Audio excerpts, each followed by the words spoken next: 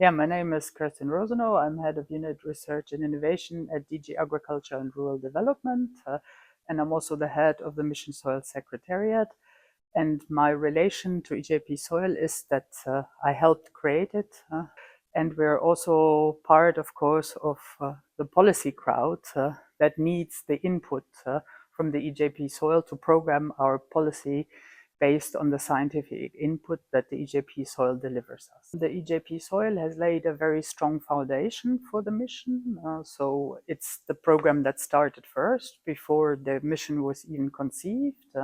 So it works on agricultural soils, whereas the mission is much broader in terms of land use coverage. So the mission works on urban and forestry soils as well.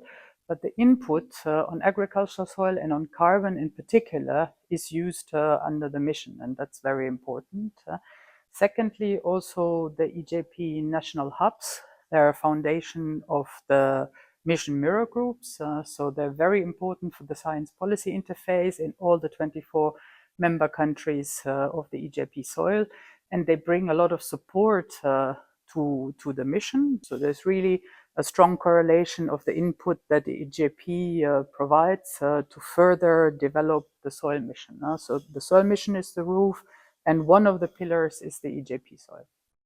Well, as a program, I think what is really important, for instance, is that it trained many new and young scientists, so that are coming to the European soil community. That was one of the objectives, to promote the EU soil community with new researchers, but also to unify or bring together the fragmented community, and that's one of the key outputs of the EJP Soil. And secondly, and very importantly, is that the EJP Soil has delivered policy input, or has fed into the development of the soil monitoring law, the real the European framework that will protect the last non-unprotected European public goods soils. So there's key scientific input on this from that side. And maybe lastly, what is important is that the EJP Soil has brought conclusions on what works and what doesn't work in science policy interrelations. And that's useful in terms of further guidance also for policy making, but also for more R&I production in the area.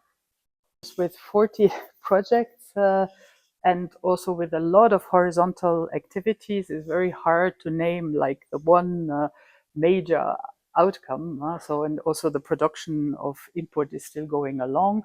But if I would really be forced to name two important things, for me, it's this development of a young, thriving community. So we get newcomers into the community, which is important to develop further and get new ideas, as well as the soil mission hubs, so which really reinforce this science policy interface.